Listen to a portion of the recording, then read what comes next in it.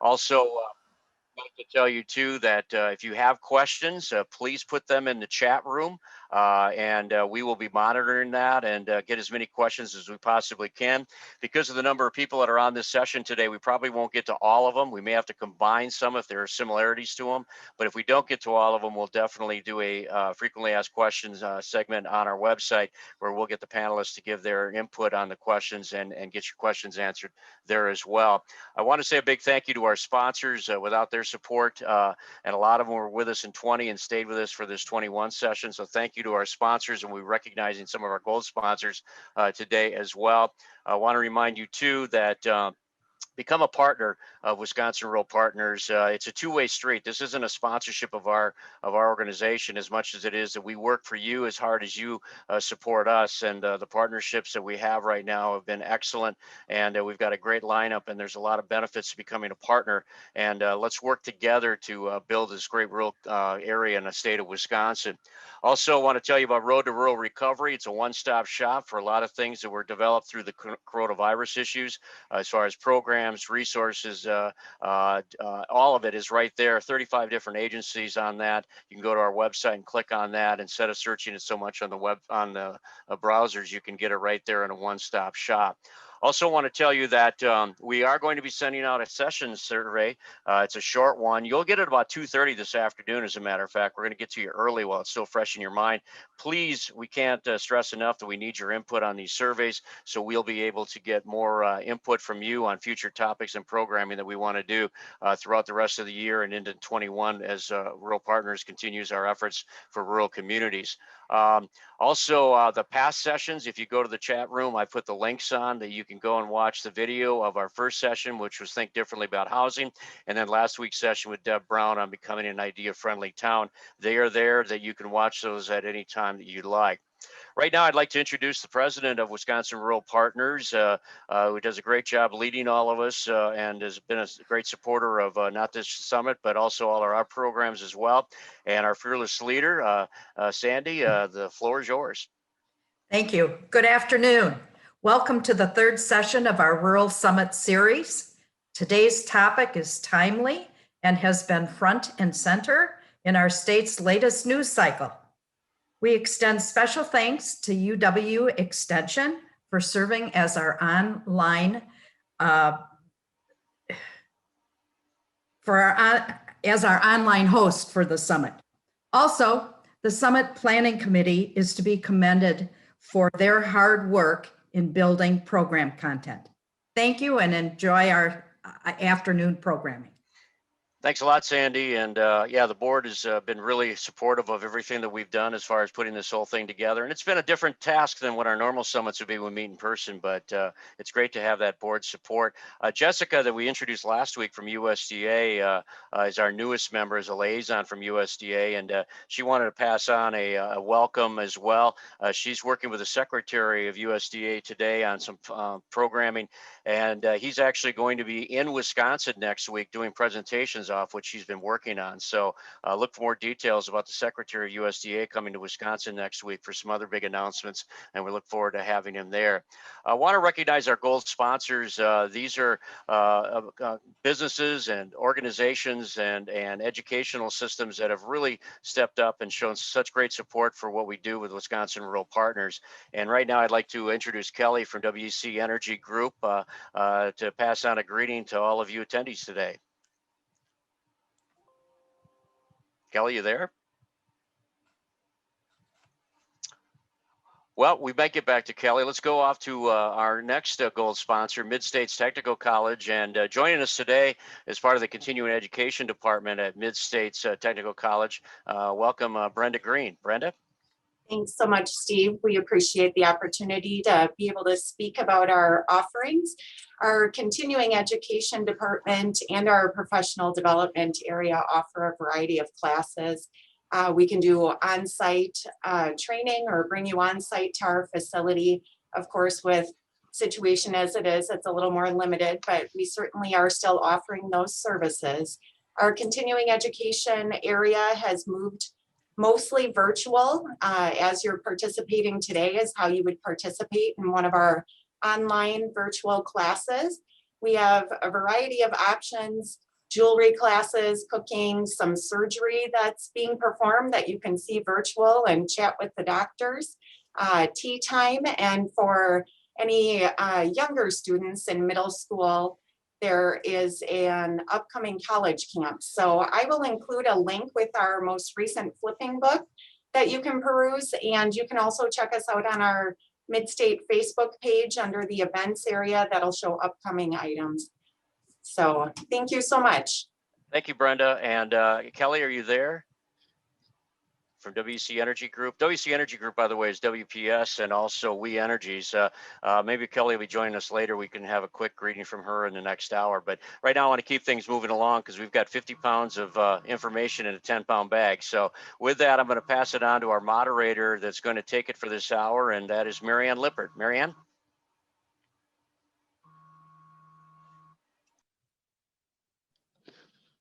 Best on mute. Hi, everyone, and thanks for joining us today. This topic is taking flight, and it's going to be fast and it's going to be furious. I'm your flight attendant, and so buckle your seat belts and let's get ready to roll. We're going to be starting out with Dale Knapp from the Wisconsin Counties Association. One of the things I've always admired about Dale is his ability to take complex issues and distill them down into something that's really understandable for the general public. And so Dale is going to be addressing the whole topic of an intro to broadband. Just because you have the internet doesn't mean you have broadband. So Dale, please take it away. Thank you, Marianne. Yeah, as Marianne said, I'm the Director of Forward Analytics at the Wisconsin Counties Association. And we did a report last fall on the issues in terms of rural broadband. And we went through county by county, where the challenges are, the different technologies, really what broadband is and what we're looking at. So I'm just going to take a few minutes here and sort of give you that high level overview of what we're talking about. For many of you, this will be something that you already know. For some of you, hopefully it will be some new information, and it will help you sort of understand what we're talking about here today. So let's first start out with broadband. What is broadband? Broadband is basically how we connect to the internet, but it's really determined by the speed at which you are able to get data from the internet or send data from the internet. So the FCC defines broadband as an internet connection in which you have 25 megabits per second of download speed of the ability to get data from the internet at that speed, and 3 megabits per second of upload speed. So anything above that is considered broadband. Now, there's a couple things that I think are important to know about those numbers. When you get your broadband from a provider at a certain speed, say you get the 25.3, you have to remember that that's the maximum that you're going to get. So on a good day, when the wind isn't blowing and nobody else in the house or the neighborhood is using broadband, you'll get your 25 megabits per second. But if you have 2 or 3 users in the household using it at the same time, your speeds are going to get down. If you have everybody using it in the neighborhood, in the pipeline that's bringing it in, that's going to slow speeds down. So those are the maximum speeds that you're going to be able to get. And it's affected by, as I said, time of day that you're using it, the number of users. We've all frozen up on Zoom, and it's for a variety of reasons. It could be that your broadband at that time is deteriorating some, because you have multiple users, or the time of day that there's a lot of users on the network. We always talk in terms, it seems like in terms of the download speeds, but the upload speeds, remember, are very important as well, because when you're sending data to the internet, I mean, thinking of Zoom, et cetera, you're uploading data to the internet. So those kinds of speeds are really important as well. The FCC put out a nice little user-friendly little table in terms of what kinds of speeds do you need. And this is detailed a little bit more in the report, but most people are going to be in the moderate to high use categories in terms of what they need. And you'll notice that once you get to 2 users, in the household, you're already getting up that you're going to need the 12 to 25 megabits per second. And again, most of the providers that are out there offer speeds higher than that, and then you're getting into cost. Now, just to give you an example, in our household, when the pandemic started, we were at advertised speeds of 50 megabits download. But with 2 of us on the network at the same time, 2 of us using Zoom at the same time, we were having some issues occasionally, and so we ended up having to upgrade our speed a little bit because of the issues that I just spoke about. So when we're talking about these speeds, that's what we're talking about. Now, something that's very important that kind of just came out. Again, we talk about broadband, we're talking about this 25.3. The federal guidance, the Treasury guidance for the federal money that is coming into this state, and a lot of counties, municipalities are thinking about broadband as a way, as an area to use these dollars. The Treasury guidance is that the broadband that is put in using these dollars has to have 100 upload, 100 download speed capabilities, with some exceptions. There are some exceptions where the download speed is still 100, but the upload is down to 20, but it has to be scalable at some point up to the 100. So the requirements for the technology that's going to be installed is much higher, a much higher benchmark in terms of speed than we're typically thinking about. So what are the technologies that are out there? Fiber, which is the best choice for speed, for what we call future-proof. In other words, it's not going to get outdated, at least in the foreseeable future. And that's what's generally being laid in terms of the main technology, the technology that's out there. Cable DSL is similar to fiber. The speeds are not quite as good because of the fiber is just a better technology. But we're not, that the cable was essentially used to bring broadband into areas that already had the cable wires there. So instead of putting in new lines, we just piggyback on the cable lines, and many places around the state obviously still have the cable, and we're doing very well with that. The technology that I guess before doing this report, I was unaware of sort of how much it's really being used.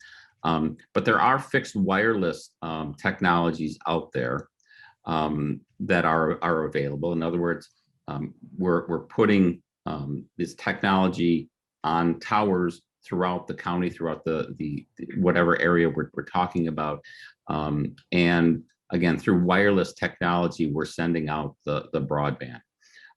Much less expensive than the fiber. There can be issues with speeds at times due to weather, due to terrain. But what we'll see here in a second is that it's being used, very successfully used throughout the state. So it's a very good option that's less expensive, and can get to places that it's often difficult to get fiber to. And the fourth technology that's out there is satellite. Now, typically, this was thought to be, the satellite piggybacking off the satellite TV, which is still available, very expensive. But the new Starlink satellites by Elon Musk's company has some, it seems to have some promise.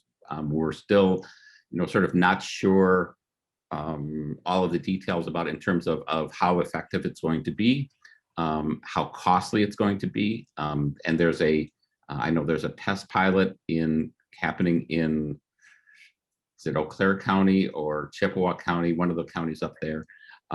So that's another alternative that will be out there, probably ultimately for the most remote areas, in the state and in the country. And so with all of these technologies, what we see is that there's really multiple paths that communities, that counties can take to getting broadband everywhere. So this is just 4 examples. 4 counties all have 92 to 96% access to broadband in their counties. So relatively high access, and doing it in different ways. So Vernon County, primarily fiber in that county. And so they're using the really the best technology that's out there for the most part. About a quarter using cable DSL. Ozaki, the opposite. Ozaki primarily piggybacking off the cable DSL lines that are already there for theirs. Kewaunee County using the fixed wireless for 80% of their broadband. So a county that has been very successful in terms of using the fixed wireless technologies with some of the cable. And then Pierce County, and this is a lot of the counties, sort of an even distribution of the 3 technologies. So, the point is there are these technologies that are out there, and I think we need to think about using them, in the best way possible. Ideally, we would want to get fiber there, but we know it can be expensive. We know we can't always get it where we want to, and so we should be thinking about these other technologies. There are there are new technologies that are coming out as we speak. We just spoke with a company that we're kind of looking at it, for our counties as a possibility, using a type of wireless technology that, again, inexpensive and may be able to significantly expand wireless broadband to their counties, that the areas that they don't have it. And I would keep your eyes out, in the near future. We may be doing a webinar on it if we proceed with this. I can't say a whole lot about it at this point, but I think it's a technology that has a lot of promise and is something that we can use to get to universal broadband coverage. So that's just this overview of what we're talking about, how we can use this, use these technologies sort of in combination with each other, and hopefully we can get to the goal of really 100% coverage in the state, because I think that's ultimately where we need to be. With that, I'll send it back to Mary Ann. Thank you so much, Dale. That's a great overview, and I like how you added in the up-to-the-minute things. Next, we're going to hear from several speakers who have been involved with successful projects. It seems like to be successful, and particularly from a grant writing application perspective, you need to get organized. The money goes to the well-organized. And we have pulled together 4 communities that have had an opportunity to do that. The first 2 really started with individuals or small groups of people. The second 2 are county-wide efforts. So I'm going to just kick it off and have Steve Kuhn from Boulder Junction tell the Boulder Junction story that has been an inspiration to other communities in Vilas County. Take it away, Steve. Good afternoon, everybody. I want to thank Wisconsin Rural Partners for allowing me to tell the Boulder Junction broadband story. I'm a lifelong resident of the area and one of the original members of the Economic Development Committee, which eventually formed the broadband work group, which we're going to talk about here shortly. Boulder Junction is a very, very unique community, and this is as such a very unique project, and we'll talk about that in a moment as well. I'd like to say that the success that we've had as a result of the work of many, many talented people and a very, very forward-thinking community. We would have never dreamed 5 years ago that we would be where we are right now with a project that is going to provide fiber to every living unit that is resident or business within the entire town of Boulder Junction at no installation cost to the resident or business owner. So pretty exciting stuff. So I'm going to attempt to share my screen here. Okay. Everybody see that okay? All right, so Boulder Junction, a few things about Boulder that make it unique and make this a very challenging project is that Boulder Junction is about 82 square miles and it has 18 square miles of water. Population year-round of about 944. We have 376 year-round dwellings, 806 seasonal dwellings, which are around those 18 square miles of lakes. We also have some large resorts, large camps. The ownership within the township is 12% private, 88% state. So Boulder Junction is essentially primarily undeveloped, forested, a lot of lowland. Characteristics of it that make it challenging are it's heavily wooded, very, very hilly, and the dwellings are really, really spread out. And so it is a unique community to try to provide broadband to, because many of the technologies that Dale talked about aren't practical in Boulder Junction. So the Economic Development Committee, which I was on from the beginning in 2016, one of the first things we did was try to get ourselves some directions as to where we should go. And so we sent out a survey, and one of the questions on it was, what do you see as Boulder Junction's economic challenges? And as you can see, number one was broadband or internet access.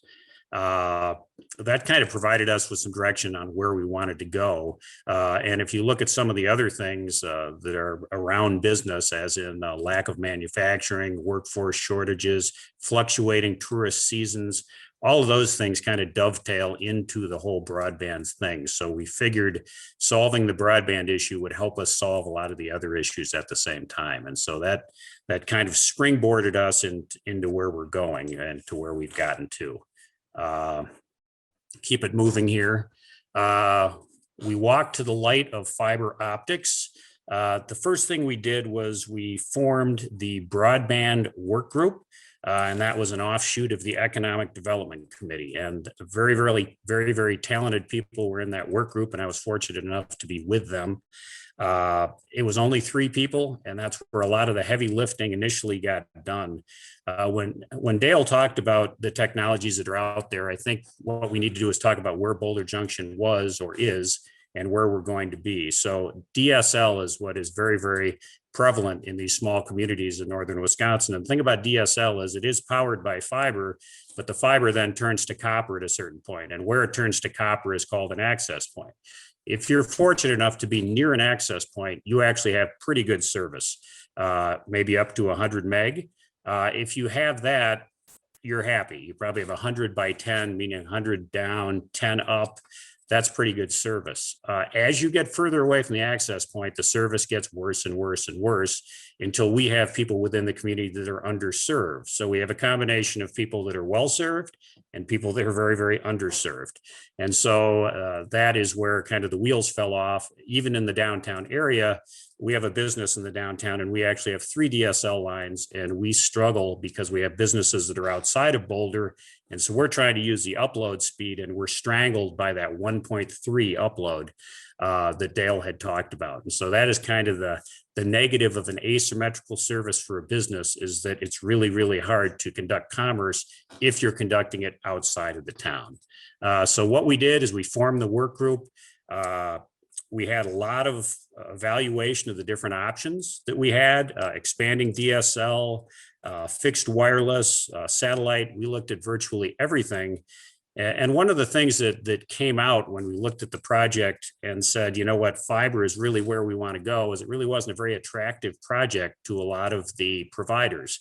They looked at it and said, you know, well, let's look at CenturyLink. They were already providing us with DSL. So it'd be like, if you're already providing you with DSL, then why should we spend the money to put fiber to the premises if we're just going to be billing you for the same amount anyway? So it really came down to a need to kind of think outside of the box to get this project moving along. We got the support through 8 meetings with our township and all of the electors, and the feedback they gave us was great because it really provided us with some direction that we knew the town could get behind. And we decided on fiber ultimately, and we got the support of the town to commit $3.8 million towards doing this project. So if you look at companies saying, okay, we don't want to do the project, throwing in $3.8 million with a community of this size is extraordinary. And that is certainly what got the attention, I think, of a lot of people and a lot of the funding and the success of the project we've had.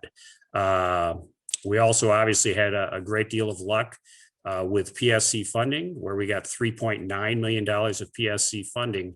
And so between the 3.9 million from the PSC and the 3.8 million of Boulder Junction, we pretty much almost financed the entire project. So it was really quite an accomplishment.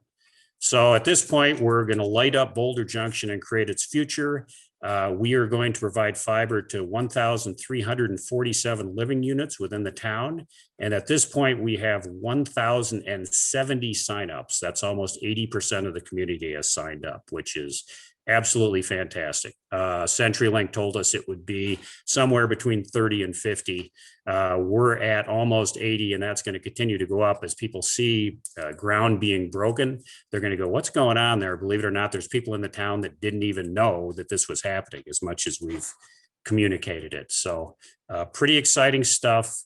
Kind of what we found is that you can go fast, right? So if you think of this, we formed that work group a little over 3 years ago. At this point, we've secured grant funding to complete the entire project, which should be completed by the end of 2022.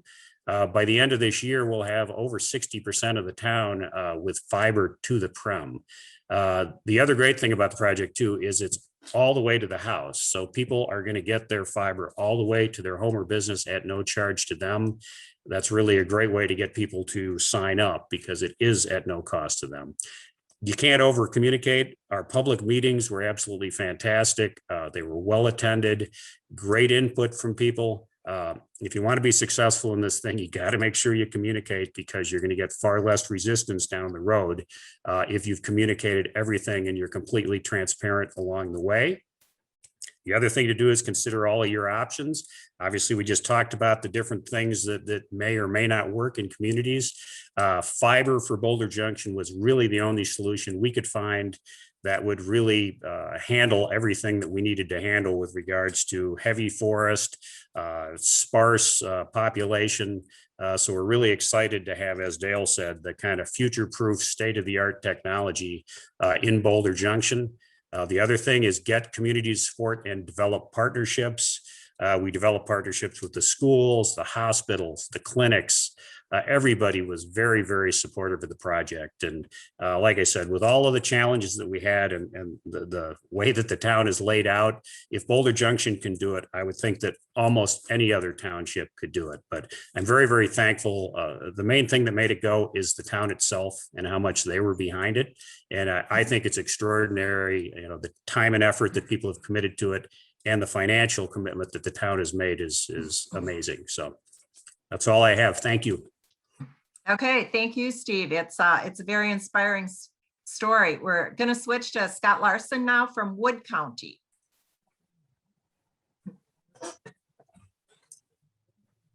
right. Well, good afternoon, everyone. Thank you to Rural Partners for asking me to present on this topic. Thank you, Mary Ann, for helping organize this event.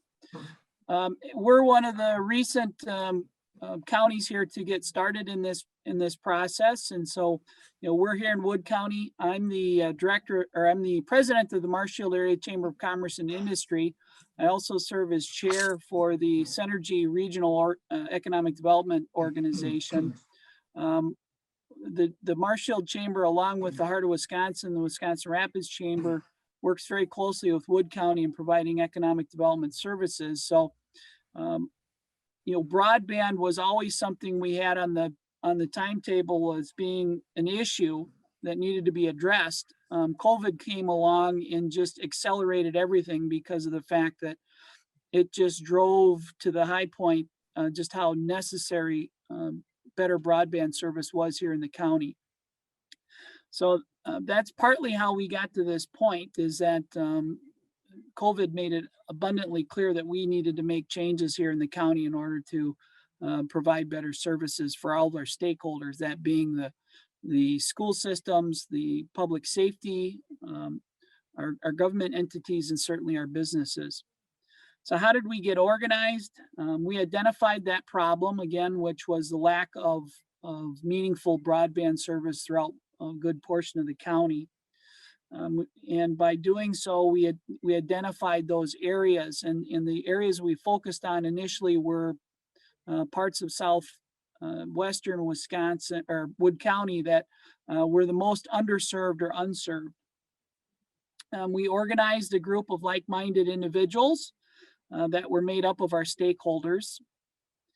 And we were fortunate then to also have a provider who was interested in looking to expand into Wood County and provide additional services. So that was immensely helpful. How we went about accomplishing this undertaking was that, again, as we identified those areas within the county, meetings were held with those representatives that were concerned or had an interest in development of better broadband service. Again, the public safety, school districts, businesses. We were able to garner Wood County support. So our county government came on board and recognized the issues that were there and understood that there was a role for them to play, and certainly were interested in being a player in this project. Again, I mentioned we have a provider that came forward with an expansion project that they were explaining to us and rolling out. And so then that allowed the county and the provider to develop an arrangement for this expansion project. We then were able to submit 2 applications to the Public Service Commission, again, covering parts of those areas I talked about before, southwestern Wisconsin, Wood County, and some of the other rural areas of the county. Once the applications were submitted, we had a major letter writing campaign that was undertaken, and we were able to generate 174 letters of support for one grant and 177 letters of support for the other grant. So that was extremely important, both for the Public Service Commission to see that, but it also drove home how important an issue this was here in the county. Going through the grant process, again, we were successful. The Public Service Commission did award us 2 grants totaling nearly $1 million to both the provider and Wood County. So what's next now that we have these grants that have been awarded? Well, we're in that organizing a formal countywide broadband committee. And with that, the broadband expansion plans are moving forward too. So we're working with the provider now that we have the grants approved to allow them to get started work this year and be done by no later than next year with that work. And then we're also, through that committee, working to identify our future expansion needs, and then also what other possible funding opportunities might be available to us. So those are key components necessary components to move forward on once you've got the money, it's like, all right, now we've got to complete the work. And so my advice to other communities or other counties that would be looking to undertake this type of an effort would be that first and foremost, the county does make for a good organizing entity. But you need to realize though that any plans that are made need to be flexible to address the different needs and conditions within the county. Certainly a Wood County one size fits all plan would not work here. And so we have flexibility to be able to address that. And I would recommend that you look at those opportunities as well. Next, you need to identify and prioritize those high need areas. That's exactly what we did. We looked at the areas that were in most need, had the most unserved or underserved areas of the county, and those were addressed first. Next is identify your provider partners. Can't stress how important this is. Without willing partners, provider partners, it doesn't matter how much money you get, you're not going to be able to move forward with service expansion. So it was critical for us to identify what partners we had available as far as providers go, and then to work with them to make arrangements.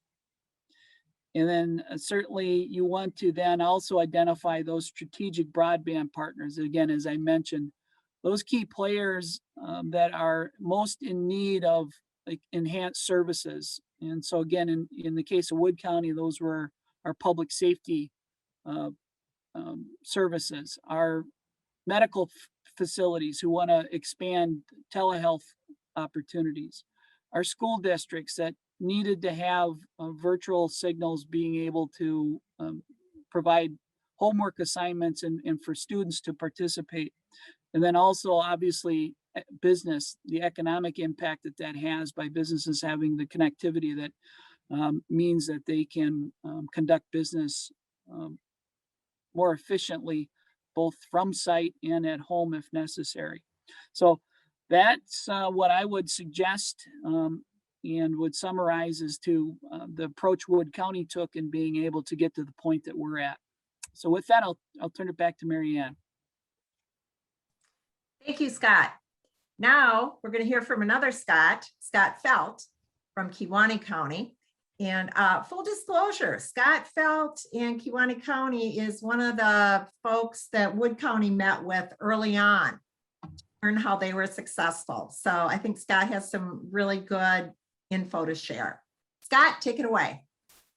Thanks, Mary Ann. Can everyone see the sheet that is up in front of folks? The Kewaunee County Broadband Initiative timeline? Yes, no? Yes. Awesome. Well, first of all, thank you, Mary Ann. I appreciate you giving me the opportunity to talk about the success that we've had here in Kewaunee County. For those of you that may not know where Kewaunee County is, that is along Lake Michigan, just east of Green Bay, just south of Door County. I like to call it the welcome mat to Door County. So I've been a county administrator here for 6 years, and very shortly after I had arrived, I had been hearing from the public and from businesses numerous times about the need for better internet accessibility for broadband, and had been talking with county board supervisors about the need.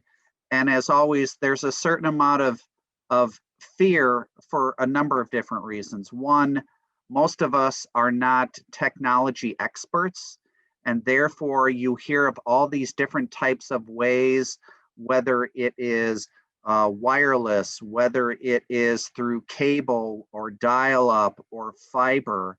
And so there was always these questions and a little bit of a, how would I describe it, that the board was kind of afraid to take a step.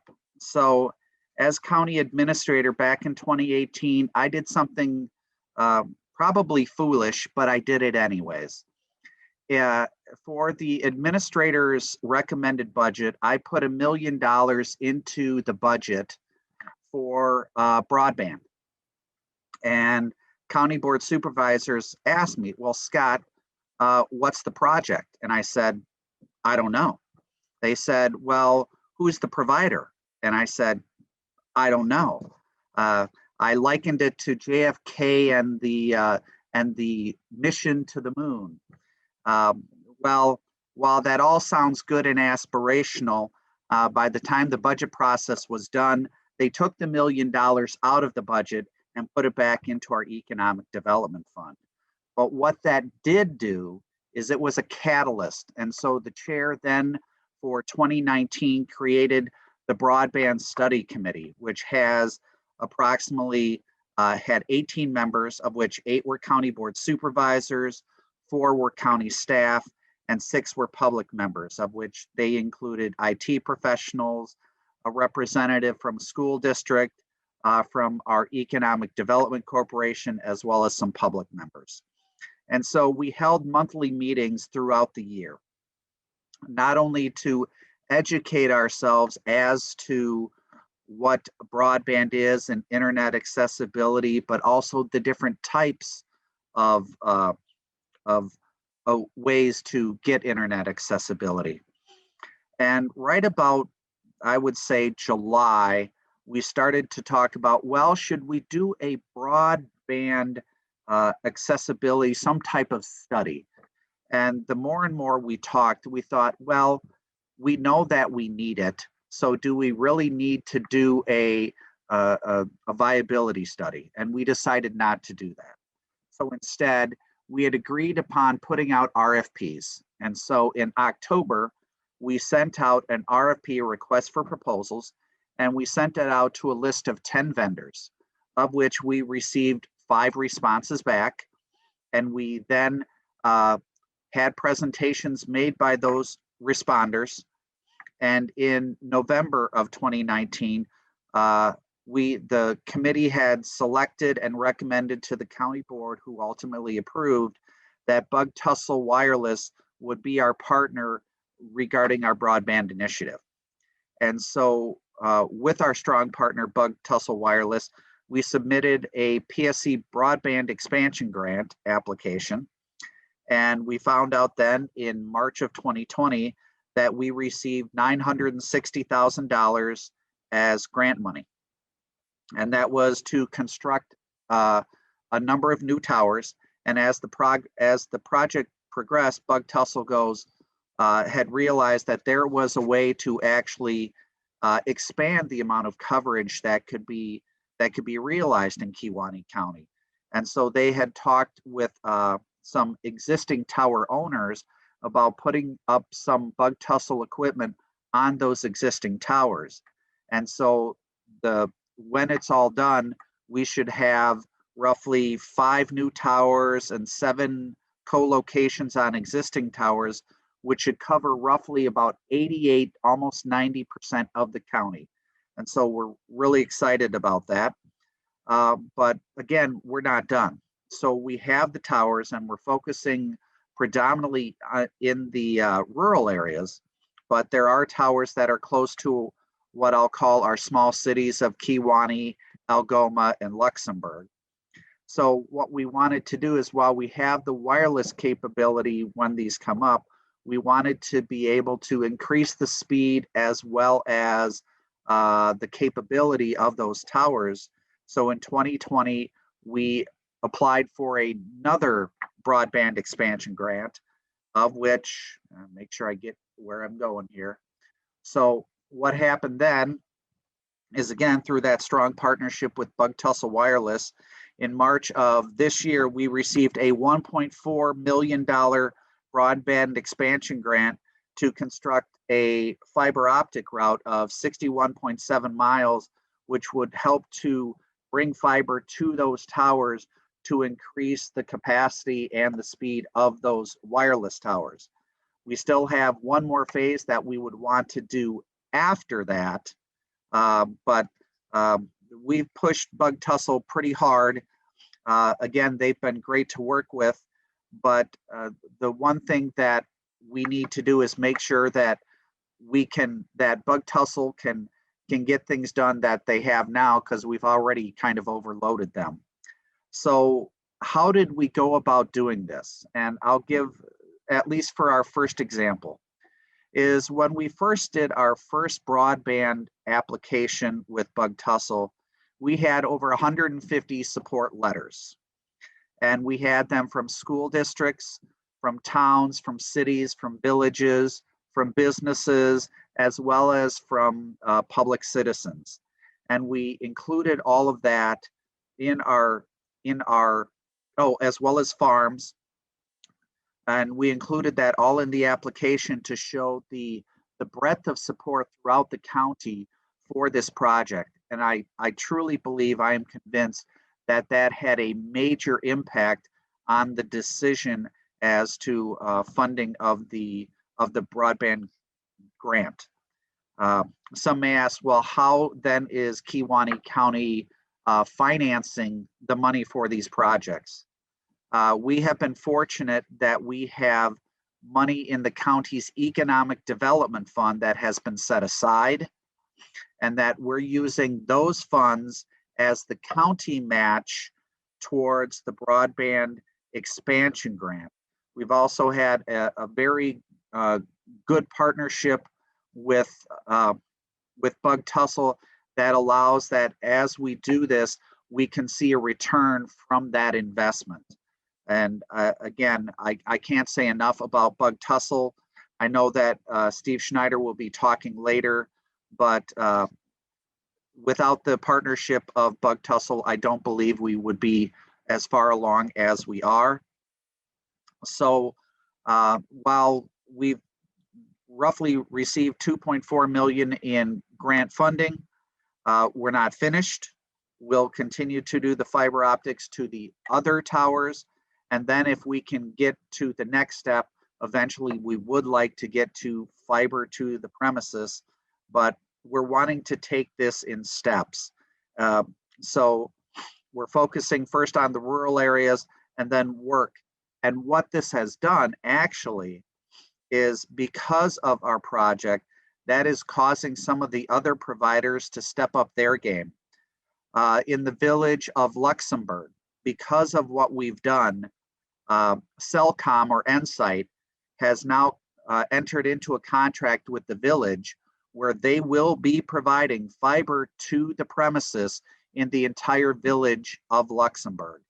And I believe that if it weren't for the county-wide broadband initiative, that the likelihood of that contract happening would probably be less likely, because they're seeing competition come into the county, which is spurring more to provide more broadband internet. If there's other questions, anyone can email me. Thank you.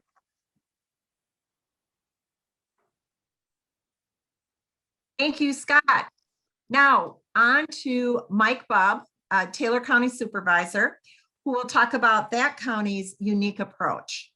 And questions, keep them coming in the chat. It doesn't appear that we're going to have time to answer questions right now, but keep them coming. We are going to be doing an FAQ. Thank you. Go ahead, Mike. Thank you very much for the opportunity to tell the story of Taylor County. About 2.5 years ago, the Taylor County Board decided to form a broadband committee. The businesses and citizens were, very frustrated with the services that we were getting, or lack of them. Taylor County, about 50% of our residents are either underserved or have no service at all. Last year, when the schools were shut down because of COVID, the school district administrators estimated that over 30% of their students, education stopped for them because they had no broadband access. So they could not connect with their Chromebooks. They couldn't do Zoom meetings. So it's not that they had little education, they had no education. We had been working with our committee. We had worked with a company called Vantage Point out of Colorado. They helped us do a survey of Taylor County, and we asked a bunch of questions about what did people think about their service? Did they have service? Did they want the county to do anything?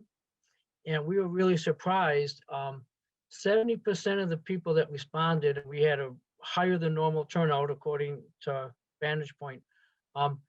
They were expecting the Taylor County government to do something to solve this problem. We are a little bit different than the other people that have spoken so far. We're very rural. The city of Medford is the largest community at 4,500 people. Most of our citizens live outside of villages and townships.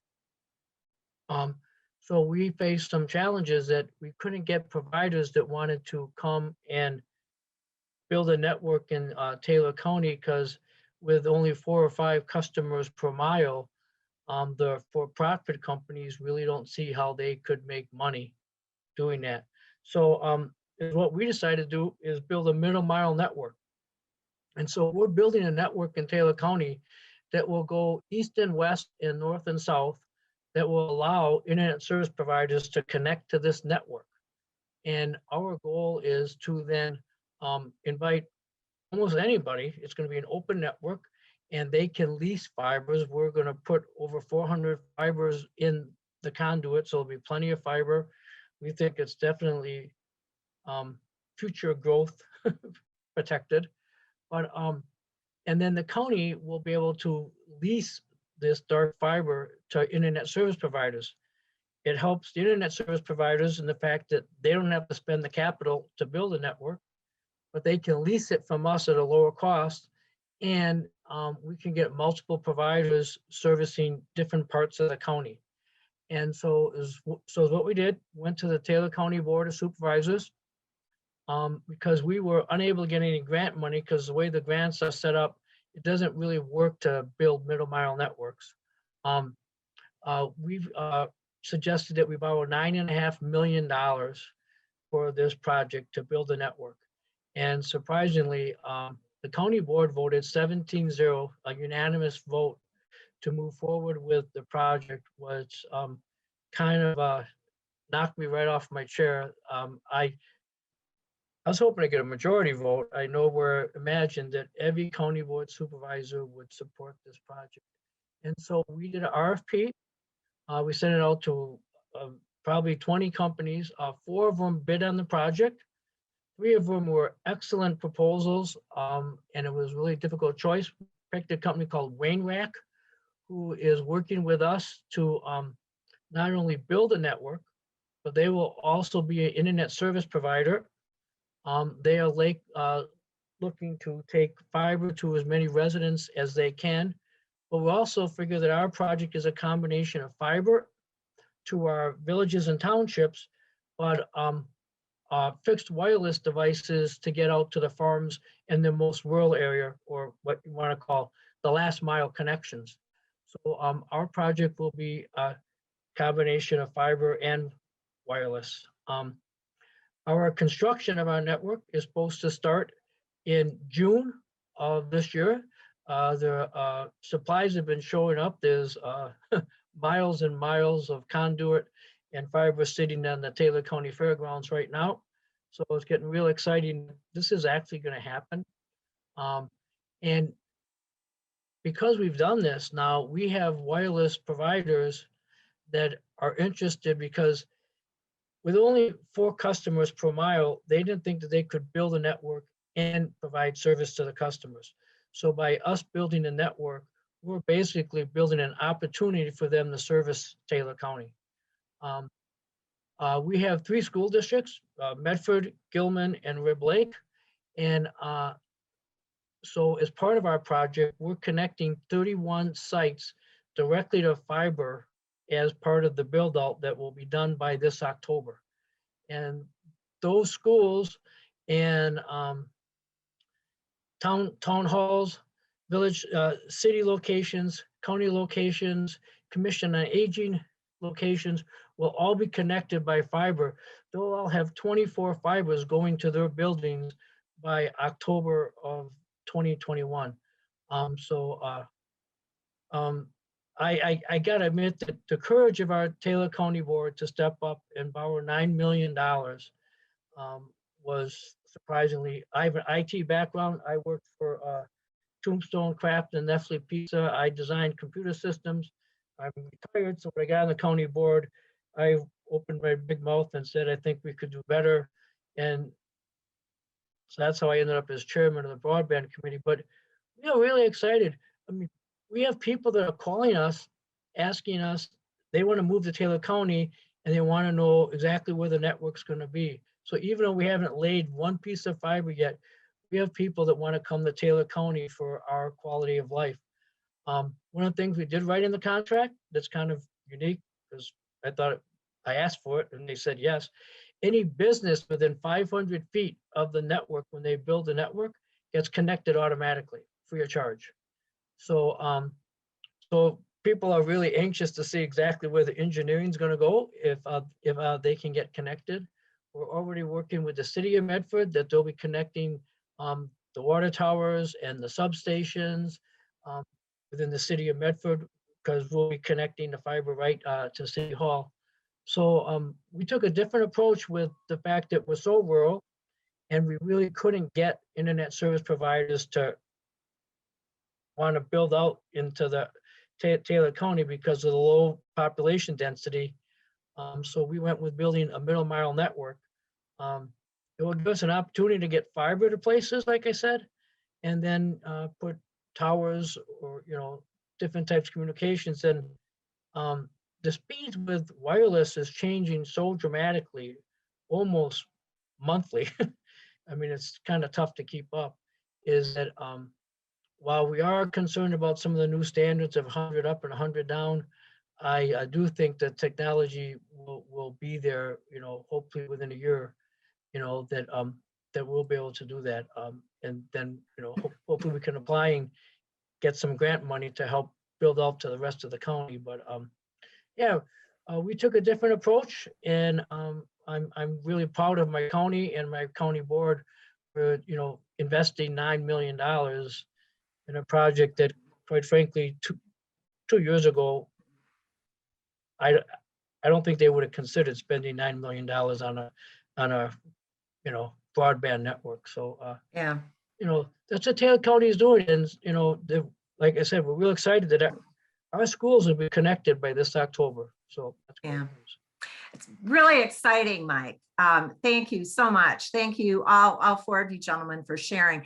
There are various ways to do this. Hopefully, viewers have been inspired, and keep the questions coming. We're also going to be sharing the direct contact information, the emails for everyone that has spoken.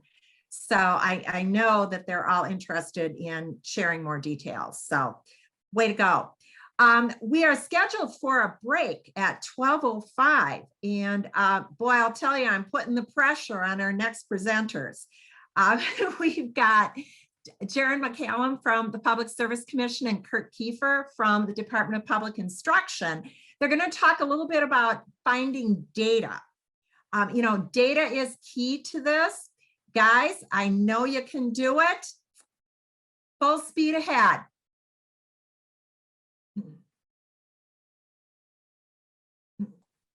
All right.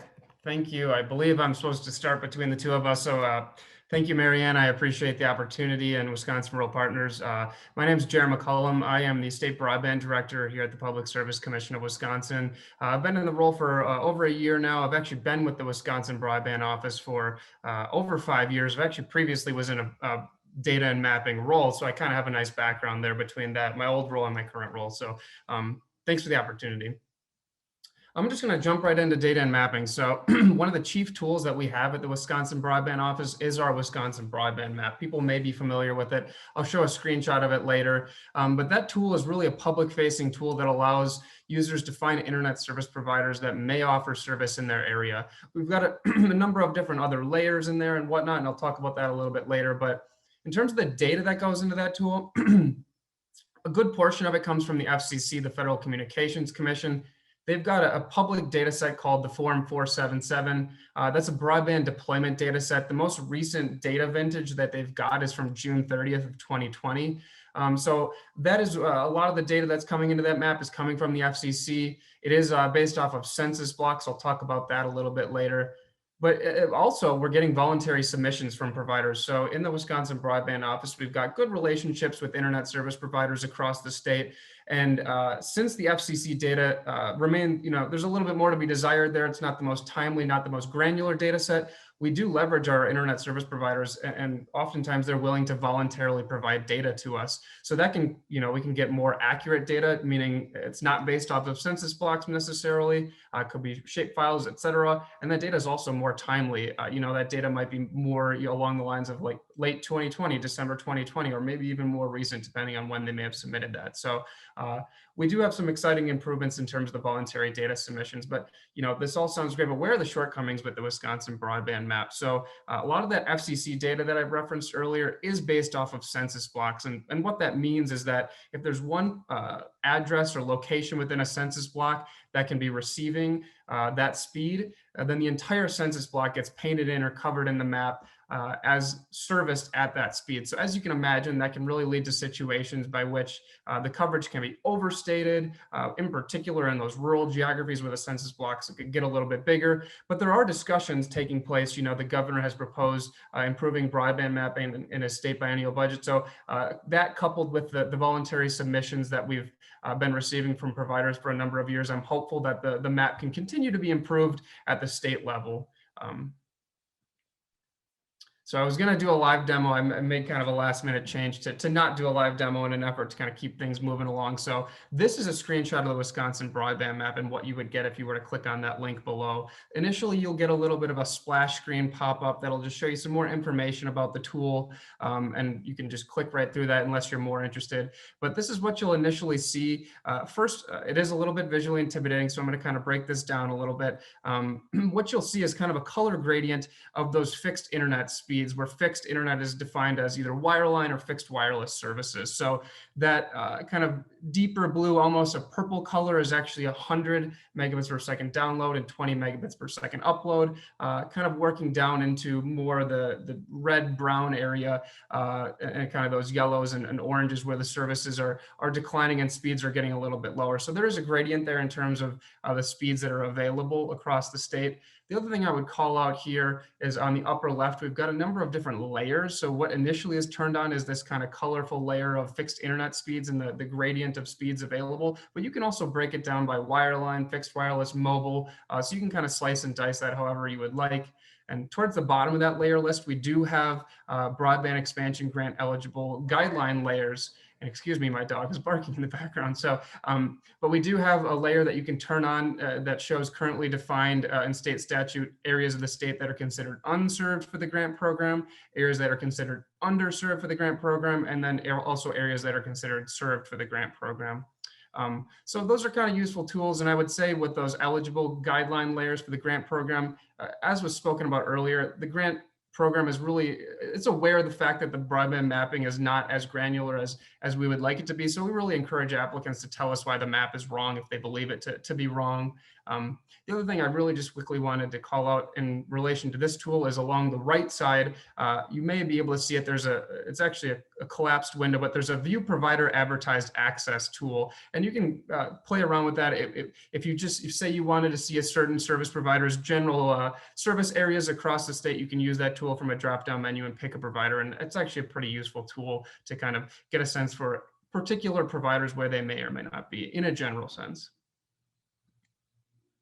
So now that we've talked a little bit about the state, quickly want to do some updates on the federal level. So the FCC, the Federal Communications Commission, they've been very focused on improved broadband mapping as well. I'm sure people may have been hearing about it in the news. The Broadband Data Act was passed a little over a year ago, and that really directed the FCC to improve their broadband mapping. And simply put, it directs them to move away from census blocks and more towards shapefile mapping or polygon mapping of the actual boundaries of where a provider can service and cannot service. So that's exciting there. There was some funding provided for that in the Consolidated Appropriations Act passed earlier this year. So you kind of layer that along with this broadband serviceable location fabric. So you've got the polygons of where providers can and can't service, and then you couple that with this broadband serviceable location fabric. And that's just, the FCC has actually put out a request for information. What they're after is a common data set of addresses and locations by which,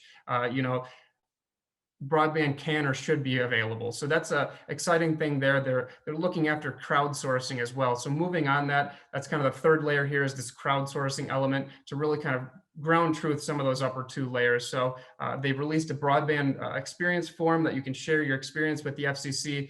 They've also released an FCC speed test application where you can test your mobile and in-home networks, and that'll send that back to the FCC, and that'll kind of help them with their crowdsourcing efforts. I actually ran the speed test this morning, so there's a nice little screenshot there. I'm fortunate I have fiber at my apartment, so I do have some, I'm fortunate to have some nice speeds there. And then, I would really quickly just wrap up with some other data sources. Obviously, the FCC has their data. It can be a little bit of a cumbersome data set to work with. So, you might choose to work with the Wisconsin broadband map. American Community Survey data is ask some nice computer and internet survey questions that's coming from the census. I really want to call out quickly too is the local efforts. A lot of local efforts have been made into surveys, canvassing, sometimes paid consultants. So, there's federal data, there's state data, but the more local you go, oftentimes that data will improve. So local efforts are really important. We've got a bunch of other maps, got the link there. And with that, I think I'm going to keep moving along. Department of Public Instruction has some great data too. So I'll turn it over to Kurt. Marianne, you want me to go? Or do you want to? You bet. All right. I'm amazed Sounds at good. what local rural school districts have. Absolutely, you bet. I'm going to do that right now and hopefully get the right thing on the screen. You should be looking at the problem statement. No? Yes? Yes. Great, Yes. thank you. Move to the solutions. Yeah, well, yeah, I wish I had some of those, but it's that everybody else on this thing has the solutions. But I'll give you my opinion on what they are, but we'll talk about that with funding. Many people who just talked about the need to connect kids, right? And so we've been saying this for a long time. We called it the homework gap, and then the pandemic hit, and now we have ourselves a learning gap, as was stated by many other people.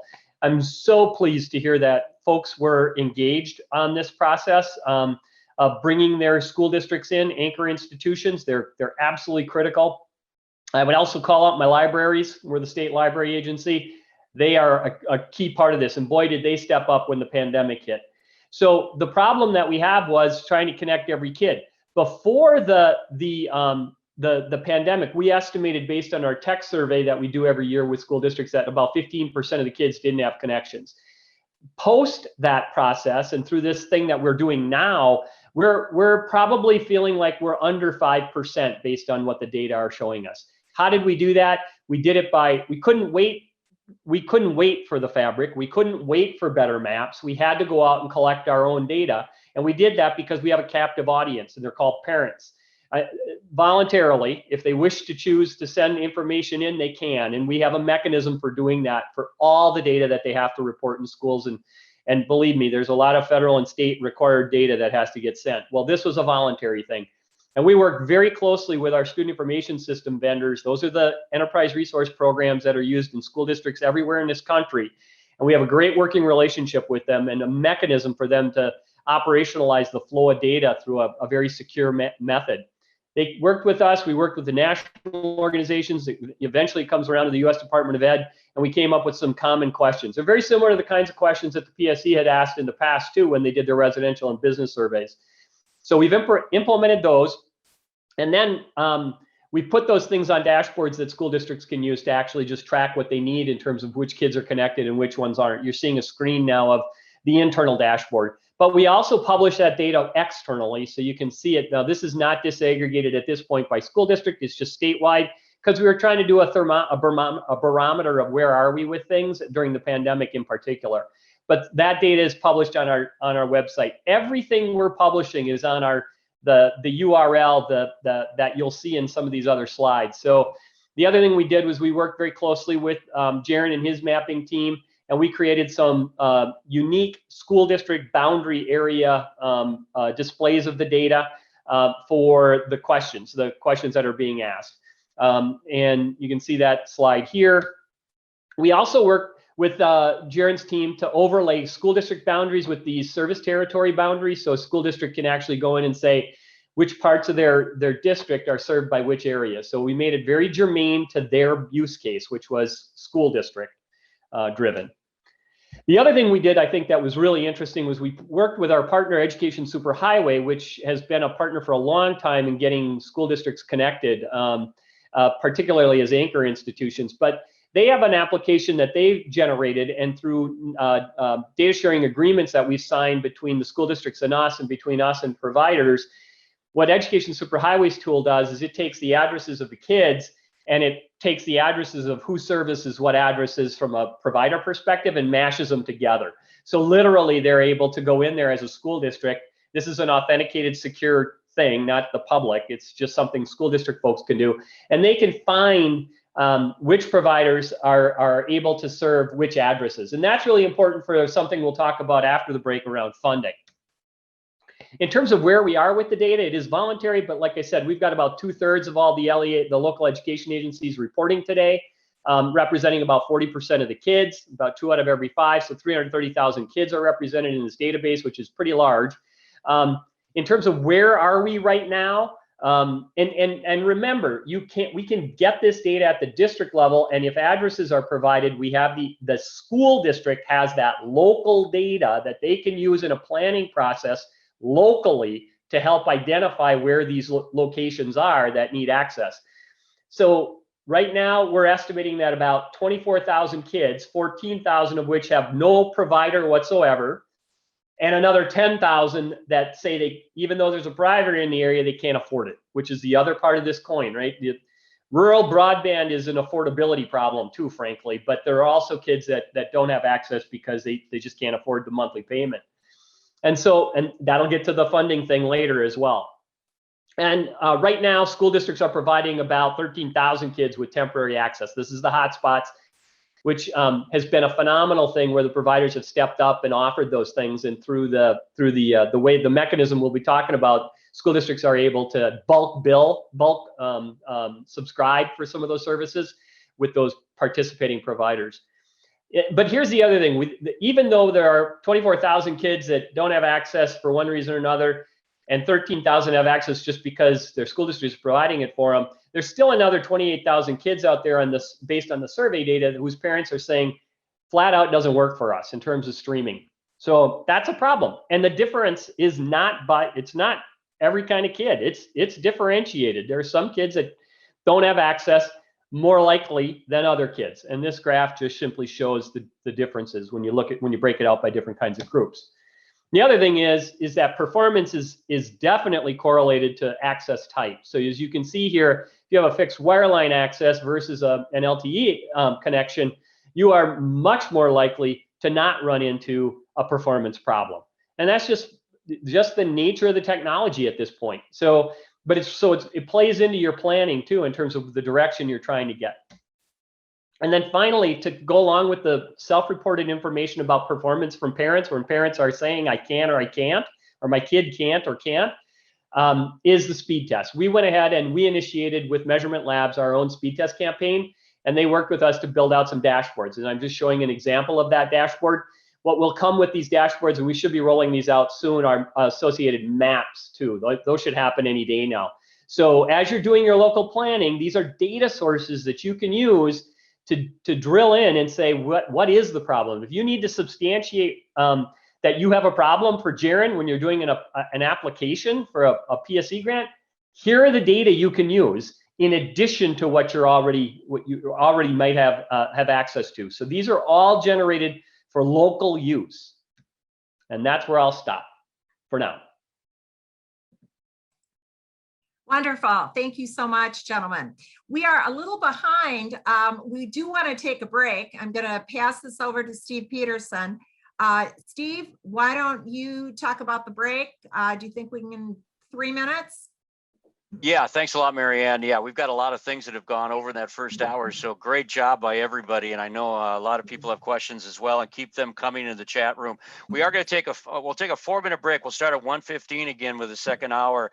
Just to give you a heads up, we thought this may happen. If we do run a little past 2 o'clock, please stay if you can. If you can't, we understand everyone's got tight schedules, but we know how important this topic is. We want to give all our speakers the ample time. I guess if you want to turn off me me on the wrap up, you could do that if you got to leave, but hopefully you'll stay on because we got some big information to pass along. But we're going to take a break till 1:15, and then we will start with the second hour. So thanks everybody. Take your break and join us at 1:15.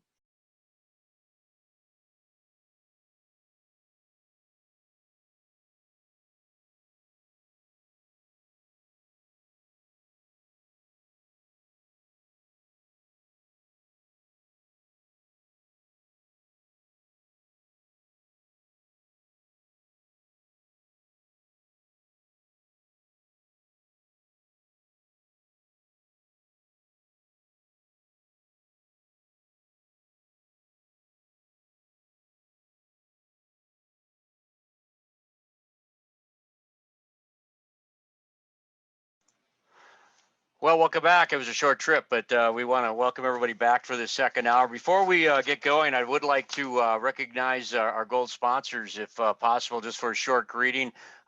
Filling in today for Jeff with the Marshfield Clinic Group is Chris, the Vice President of Sales Strategies for Security Health Plans. So, Chris, the floor is yours.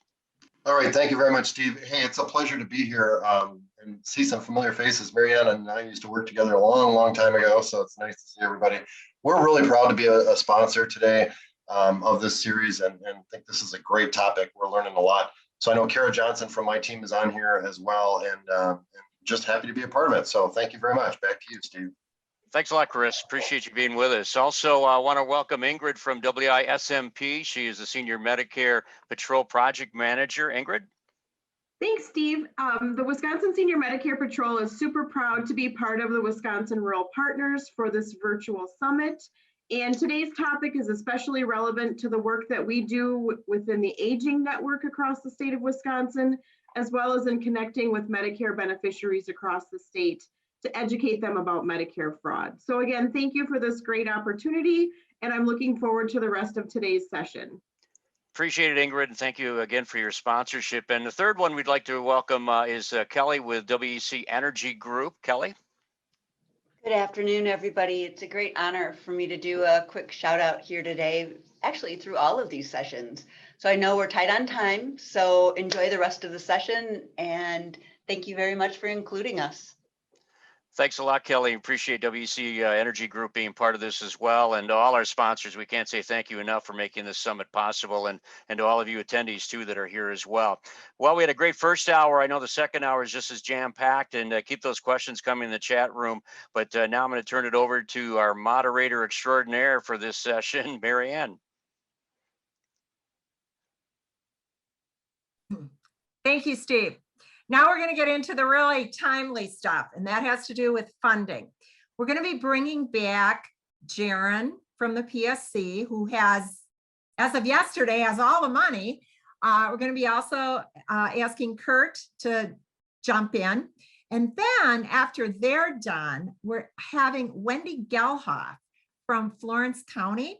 Wendy has some really fascinating tips to share about how to pull together that local match. You know, Jaron and Kurt know where the big piles of money are, but everybody needs a match.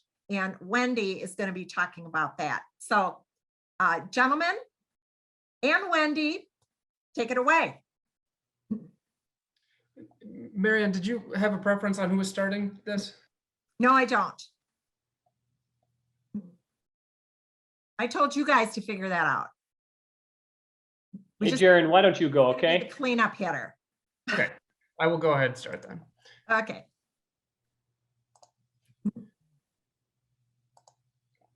Moment here. All right, so I'm back again. Thanks again, folks. So I'm going to talk a little bit about funding, grant resources. Obviously, it's pretty timely. I'm going to start with the coronavirus state and local fiscal recovery funds. And that was kind of a program coming through from the American Rescue Plan Act signed earlier this year, channeled through Treasury. So that plan in general directed Treasury to implement billions to help state, local, tribal governments respond to the pandemic. And in particular, those state and local fiscal recovery funds, there's kind of a range of potential uses.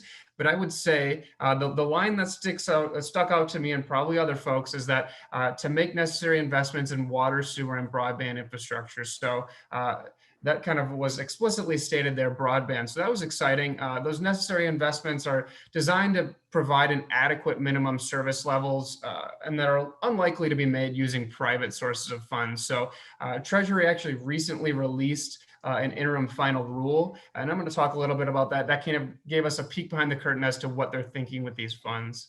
So let's click here. So Treasury treats users as being unserved or underserved if they lack access to a wireline connection capable of reliably delivering at least minimum speeds of 25 megabits per second download and 3 megabits per second upload. So that's kind of the eligibility criteria for these funds. In terms of eligible projects, those projects, as was spoken about earlier, are expected to reliably deliver that 100 by 100 megabits per second service. In instances where that 100 by 100 is not practicable, whether it be geography, topography, excessive costs, projects are expected to reliably deliver that 100 by 20 megabits per second service and be scalable to the 100 service level.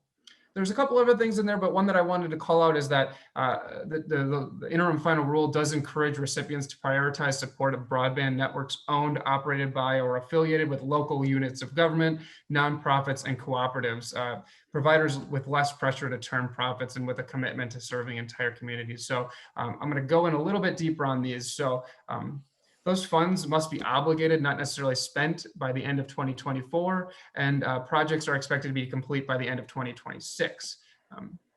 So kind of going beyond the infrastructure, funds can also support internet access or digital literacy assistance for households that have experienced a negative economic impact from the pandemic. So I think that's really important there, that obviously the infrastructure is critical, but you know, the affordability, the digital literacy, digital equity, those kinds of things are really critically important as well and need to be considered too. So those are things like affordability, helping people develop skills to access and utilize internet service.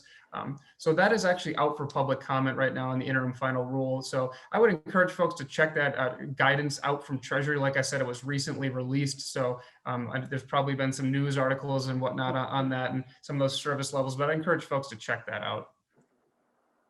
Going beyond that, so there was kind of this coronavirus state and local fiscal recovery funds, but another part of the American Rescue Plan Act, also through Treasury, was the coronavirus capital projects funds. We don't know quite as much about this yet, but we still know some things. So these funds are for capital projects directly enabling work, education, and health monitoring, including remote options in response to the public health emergency. So, you know, I see that as allowing investment in broadband, devices, equipment.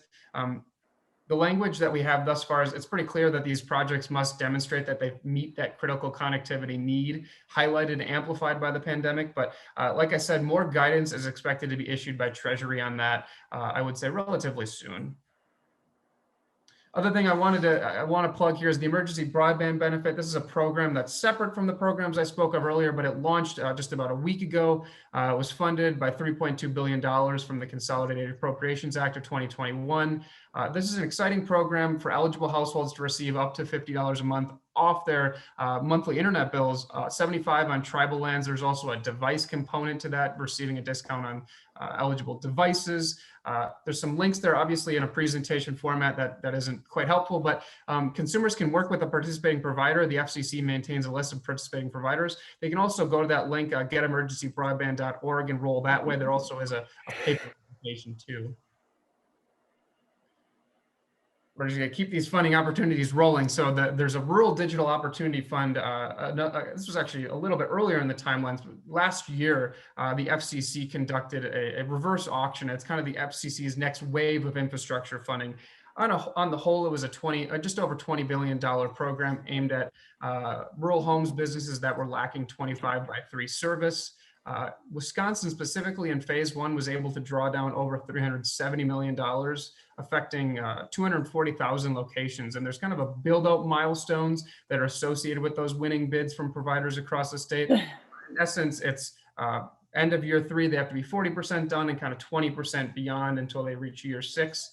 So if there's more information there, I just kind of want to call that out. That's a really important fund, source of funds that providers are receiving across the state. There's some maps and some more information there if folks are interested. I've got some other funding things here to consider. Obviously, there's a lot of timely things, but a lot of these programs have actually been around for a while and are very useful programs that might be considered. The BCPL State Trust Fund loan program. USDA has a number of rural connectivity and kind of loan and grant programs aimed at telecommunications. So I would encourage folks to check that out. And then Housing and Urban Development has the Community Development Block Grant Program. So there's some other funding opportunities that I won't dig in too deep right now, but they're out there. So I just wanted to call those out. And now I wanted to talk about the exciting announcement that we saw yesterday. Very thankful and hopeful. Governor Tony Evers announced $100 million of investment in the first round of federal funding for broadband access.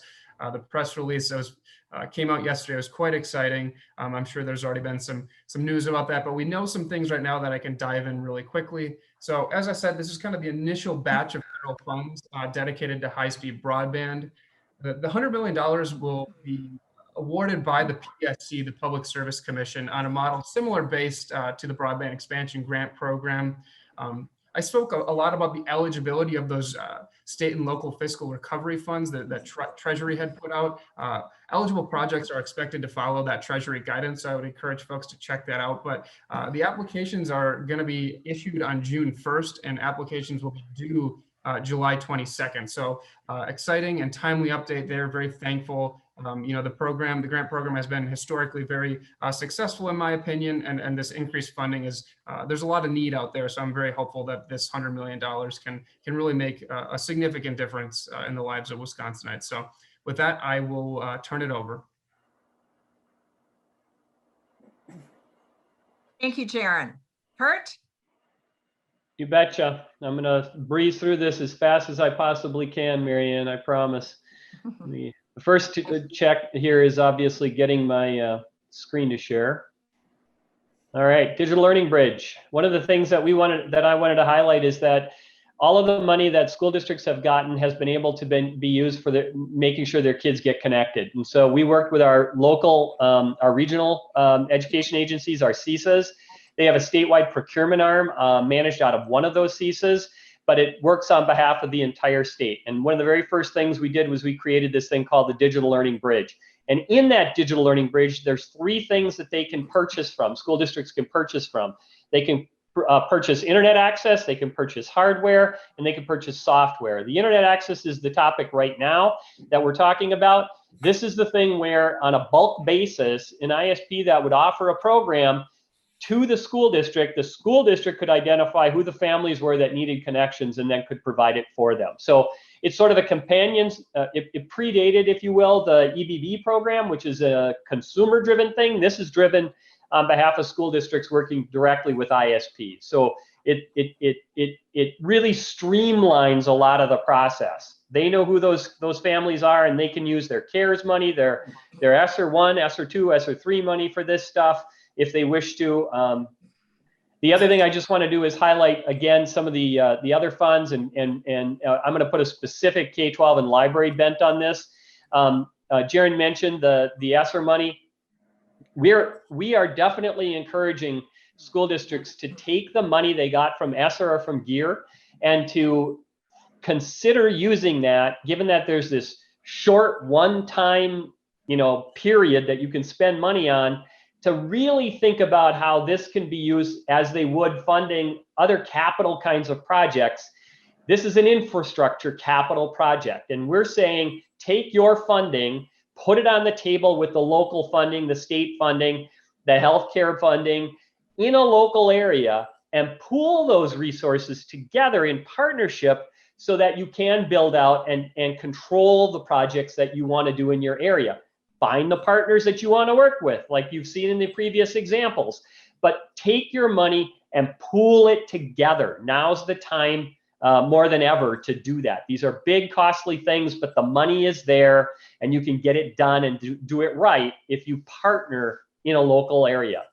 We also have the Institute for Museums and Library Services. They also have money that they can use for this very same purpose. So again, think about bringing your libraries into this conversation in your local regions as well, because they have some funds. There's also the FCC Emergency Connectivity Fund, which has just come out. That's very similar to the E-rate program, which is dedicated to schools and libraries. And school districts can use those funds to do the same kind of thing that I talked about earlier in terms of purchasing on behalf of families that need connectivity. And then finally, the standard old FCC E-rate program, don't forget, that's still out there. And that allows local jurisdictions to build infrastructure to the anchor institutions like Mike Bubb was talking about earlier. That money is available to you and a local school district. Again, it can be done in partnership with some of the other funds that are coming in. So that's my main message. Find your partners, pool your money together, and fix this thing once and for all. Great message, Kurt. I'm going to turn it over to Wendy now. Wendy has just some fabulous examples of how they did this in itty bitty Florence County. Rather amazing. So Wendy, take it away. Thanks, Marianne. Can you see my screen? I can. Okay, just wanted to double check. All right, thanks everyone. Good afternoon. I guess in case you don't know where Florence County is, we're a very rural county about 2 hours north of Green Bay. We border the Upper Peninsula of Michigan on 2 sides. And we've got 200,000 acres of public land and only 4,423 permanent residents. So we're a great recreational area, but very, very rural. So I guess, of course, like many other counties, we were looking to expand broadband. We are fortunate in that a portion of our county is kind of the gateway of in-the-ground line fiber that goes up into the Upper Peninsula of Michigan.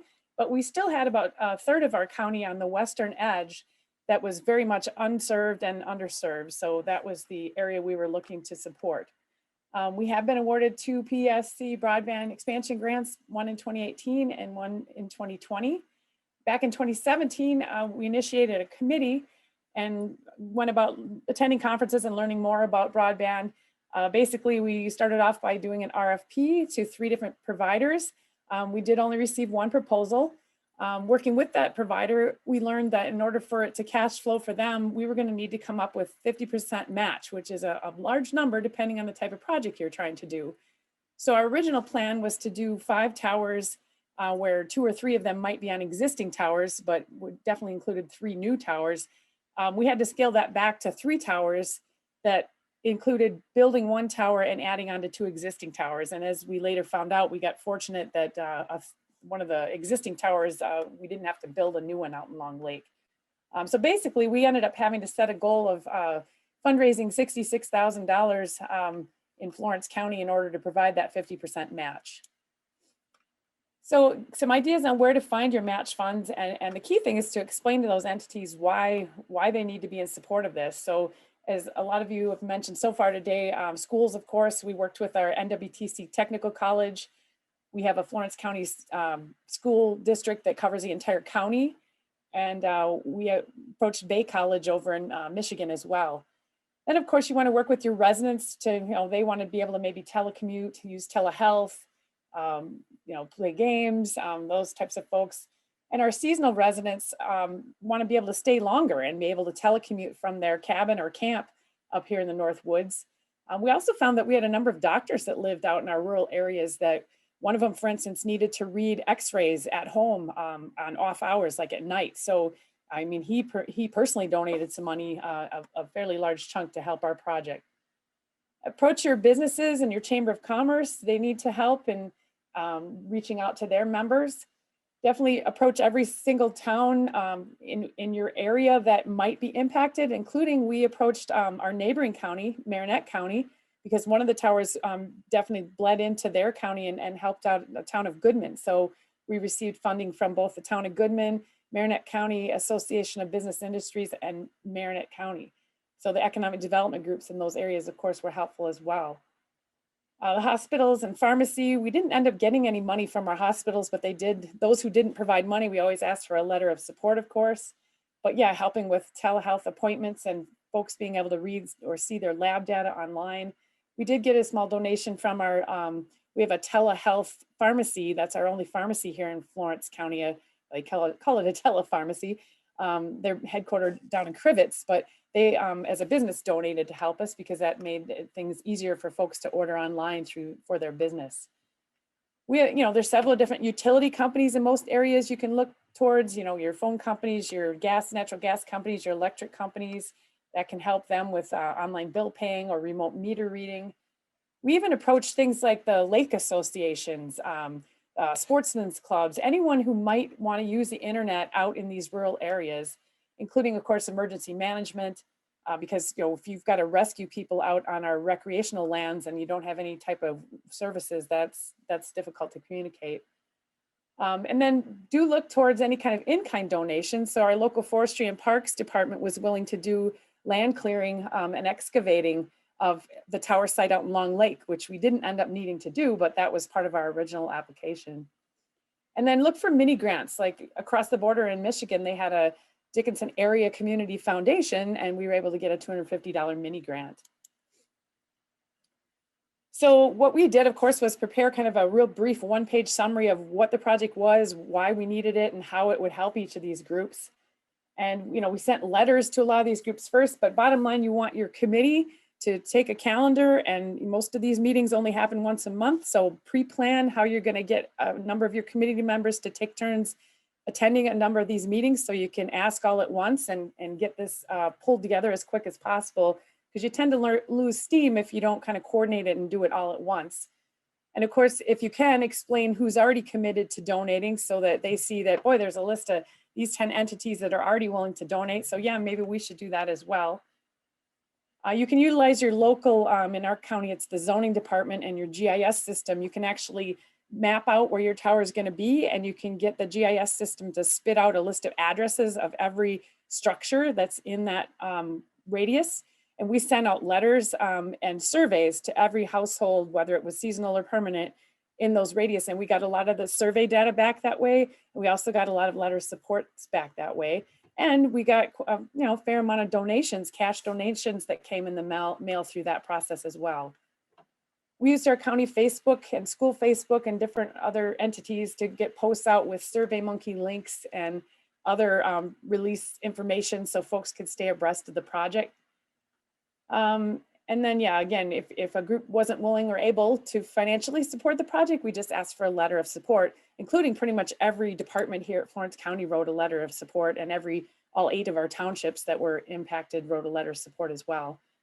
So here's kind of a breakdown of all the different entities that did provide money to help us.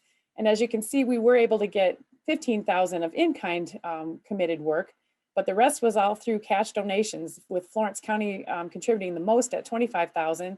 But you can see that the school district, the NWTC, Technical College, we're big donors of $5,000. We've got money from all the different townships that were involved, Chamber of Commerce.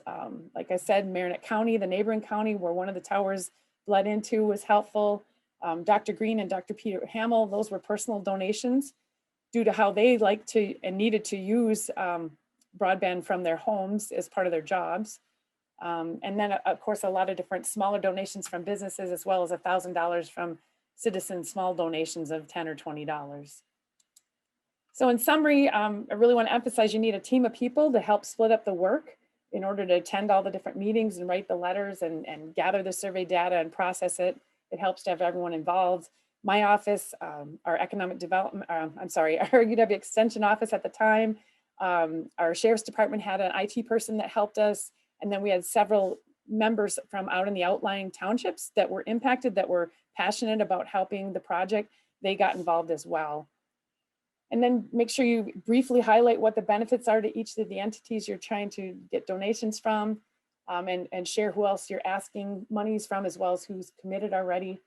And we got fortunate with our second grant. Ideally, if you can find a provider who doesn't ask for cash match, our second grant, that was the case, which we were happy about. We of course went out and got letters of support and were instrumental in helping to write the narrative of the grant story, but we didn't have to actually get cash match for that particular grant. So that was a big relief. But yeah, I'm happy to brainstorm or help any community that would like some more information about how we did it. Okay, thank you so much, Wendy. That that match piece is always important to be successful with any of the grant funding. So thank you very much. Next, we're going to hear from a couple internet service providers. All the money in the world isn't going to do anything unless you've got a willing provider. So we have two providers that are joining us, Jim Costello from Lynx Network and Steve Schneider from Buck Tussle Wireless. Jim, are you back on? I know you were delayed a little bit. I am back on, Marianne. Can you hear me? You are, yes, wonderful, wonderful. I have three questions that I'm going to pose to you gentlemen. You've seen them in advance. Jim, I'm going to ask you question number one first to answer, and then Steve, you're going to answer it after that. And then hopefully we're going to have a little bit of time for question and answers. Question number one, how does a community prepare to successfully work with an internet provider? Jim? So can you hear me, Marianne? Yes, I can.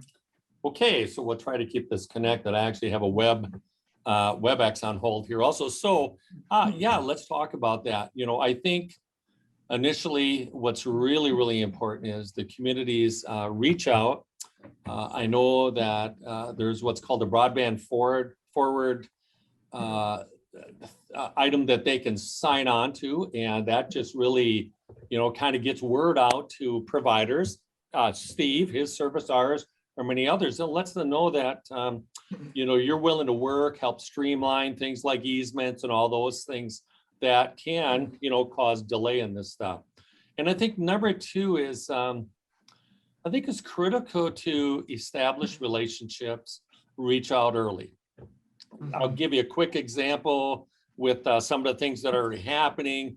We actually took an initiative and we've reached out to all the townships that are adjacent to where we have fiber optic facilities. Okay, so we've already reached out with a letter to the clerks, to the town chairmen. Let's start talking. Let's just, you know, we don't know how this all is going to work.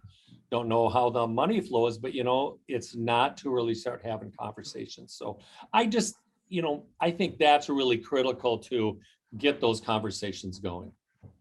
Yeah, earlier the better. Steve, what do you have to add? Well, I won't be duplicative of a lot of the items that other folks have brought up revolving around knowing where the broadband deserts and the white spaces are. Those are obviously critical, and a lot of great comments about engaging the community. I really focus on having a community plan. And so the working groups, be that a broadband committee, be that a group of interested folks, be that the county board, I really encourage to have a short-term plan with what the acceptable deliverables are. What can we do right now? Because there's a lot of funding coming down the road from RDOF and other things, but people don't want to wait 10 years. People don't want to wait 5 years. People don't want to wait 6 months. What can we do now? So we look a lot on the fixed wireless as an immediate solution wherever we can. We look at the second stage, the midterm, as fiber aggregation. And I think Scott Felt alluded to that Kewaunee County pushed us a little bit, saying we want to go to the second phase before we start the first phase. And let's do these simultaneously. And so we're doing that. And then there's a third phase, which is the long term, which is the fiber to the home. And we're participating in all of those activities. But it's very interesting because in the community, there's a lot of different opinions on that. So I think it's important for the community to have a very succinct plan on what happens first, second, third, and have your provider in sync with what that is. And we've adopted to different plans. And then part of that is understanding the financing, not just a grant today. I always tell people if the only reason we're here is to get a grant that's available today, I don't want to be here. I want a sustainable future where we can not only provide broadband today, but we can provide it for the next generation. We can upgrade it as necessary, and we can make it sustainable. So one of the items in any plan that a county has or a municipality has that I like to put out there is what is the plan for sustainability? Boulder Junction, it was really exciting to hear that plan because $8 million, and if you take the 1,200 and roughly pounds, 1,266 in the state, multiply that out, that's about $10.2 billion that it would take to do that. And while there's a lot of funds out there, that's a long-term goal, and it's an exciting goal, and it's exciting to see a township like Boulder Junction grab that and run with it. The challenge now is for all of the townships to mesh with your counties and your economic development corporations to create a comprehensive plan for how do we get the whole state to that level. And that's pretty exciting. Okay, thank you. Thank you. That plan thing is so important. The next question, I'm going to throw this back to Steve, and then we're going to end with one other quick question just with Jim. Government regulatory requirements. How can local governments speed things up on this level? You know, you've got federal regulatory, we can't do much about that. State can't do much, but local, what can we do to speed things up? Yeah, I think that, again, part of the planning process when you put your plan together is how can the counties and the municipalities be proactive on that. A good example of that is Fond du Lac County, where the county administrator got all the townships together, all of their councils, and determined how they were going to approach zoning and driveway permits on the front end before any grants were awarded, before any funding was provided, so that all the municipalities were working on the zoning processes. And it was a phenomenal deal because when we were ready to put the shovel in the ground, all of the zoning was already there. The hearings had been done, the engagement with the community had been put together. So, you know, three of the bigger holdups for us is the building permit, which requires the zoning be in place. The driveway permits are a large thing as well. Sometimes that involves the DOT if you're on a state highway. Rights of way are important. A lot of communities haven't thought about their strategy with rights of way. And if you do get multiple providers, it's important to have that strategy on rights of way.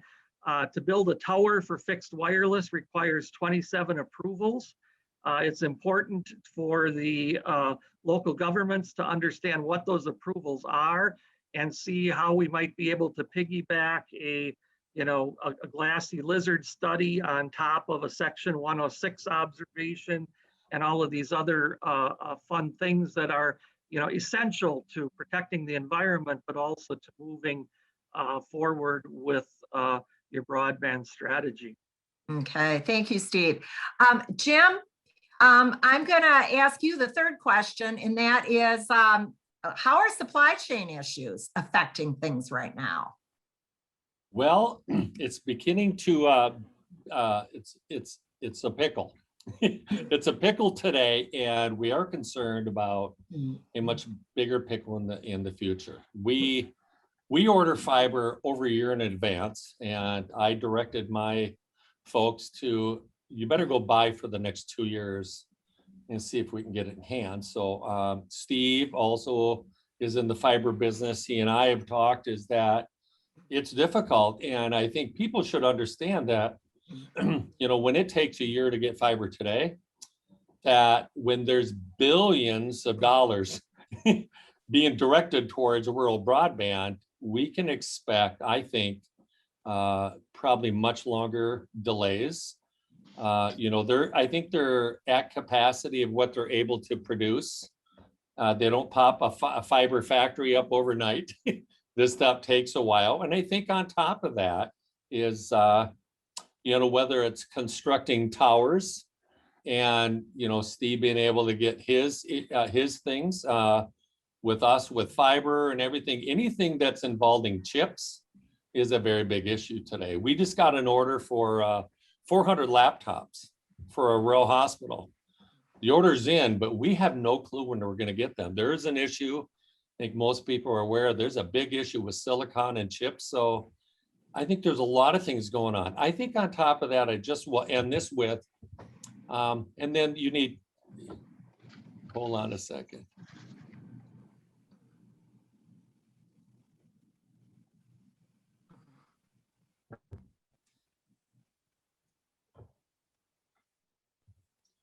Okay, I think I'm back. Do you hear me, Marianne? Yes. Okay, sorry, I think I had to disconnect my headset. So the last thing I just wanted to say is you need contractors to do this, right? So Steve needs contractors, I need contractors, everybody else needs contractors, and we're not inventing new contractors. And, you know, if we need to go to Vermeer or somebody else and there's going to be a huge order for new plows and boring rigs and everything to put all this new broadband infrastructure in. And I think it's a perfect storm for delay. Okay. And I think that's going to be very difficult for a lot of the folks out there because, hey, we finally got some money, we got some, you know, horsepower to get this done, and now we have all these new issues and new problems that can create delay. So I think it's important that everybody becomes very patient. Let's engage, as Steve said. Let's begin to work. Let's put plans together. Let's go forward ahead of time. Let's lay a lot of the groundwork so that when it can happen, and it's more streamlined. But some of these things take time, and that's hard. I think that's hard for a lot of folks out there. Yeah, it truly is. But, you know, I guess the real issue here is start planning, get your proposals in. Yes. You know, everything starts with the one step. So we got to get rolling. Since we have two providers here for a few more minutes, any questions from the audience about working with providers? I've seen a couple in the chat that have been answered. Now's your chance. Someone in chat had mentioned, is wireless out if it's 100 megabits per second? Our networks that we're deploying today come out at about 160 to 200 megabits per second. Some of the stuff down the road is closer to 300 meg. And there is a product we're testing right now, 60 gigahertz, which is a mesh network that can do gigabit per second using fixed wireless. So I don't think that fixed wireless is out of the game on that. I do think that fiber to the enterprise is still the long-term route to go, but we can certainly get 5 to 7 years or longer out of wireless connectivity. You know, I think, and I would agree with Steve. We used to dabble also in the wireless business, and it served the need to help us get into communities and let them know, hey, were they interested in working with a company like us? And then, you know, today we're pretty much all fiber, and the difficulty is going to be, I think, we're going to get money once, okay? We're not going to get money over and over and over again. So I think in some places, wireless can get there fast. It can get there. And there's other areas that, you know, if we can get fiber there, you know, it's good. I think it's got a good future proof to it. So, I mean, I think that's good, but I think there's going to be a lot of mixed bag. If nobody has fiber even close to an area, as an example, okay, you know, wireless is probably going to get there. We may have to, you know, Steve may have to microwave to get, maybe he gets fiber to a tower, and then he may have to microwave from that tower just to get into that area, because fiber may be, you know, the main line may be a long ways away from the particular area. So, I mean, there's a lot of different mixes that got to happen here, right? Okay. Thank you. Thank you, gentlemen. And I know that we will be sharing your contact information on the WRP website, so participants can feel free to reach out with specific questions.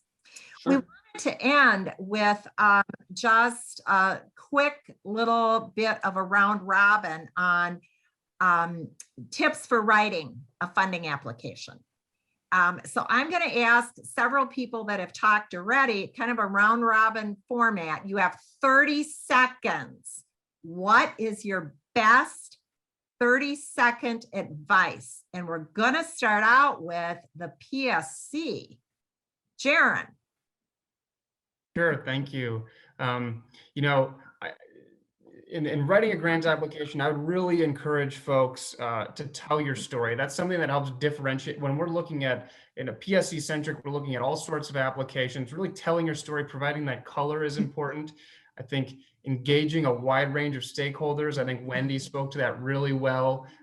Getting community buy-in, I think that kind of speaks to the stakeholders. And then I would just wrap up with support those local broadband champions. Those guys and those individuals are just so critical to the success of a project. So support the local champions. They're really critical. Wow, thanks so much, Jaron. Kurt from DPI, you have 30 seconds. Consider this, consider this an infrastructure problem. Treat it as a long-term future-proof solution. Pool your money locally, solve it locally without depending on anybody if you don't have to, but go get the money if you can, and figure out how to find the local partnerships that you need. That's it. Bingo. Thank you so much. Vilas County, Steve Kuhn, are you still there? Okay, I think Steve had to drop off. Wood County, I'm going to speak for Wood County because I was very involved in that. What we did, as Scott Larson indicated, was we had a tremendous amount of letters of support.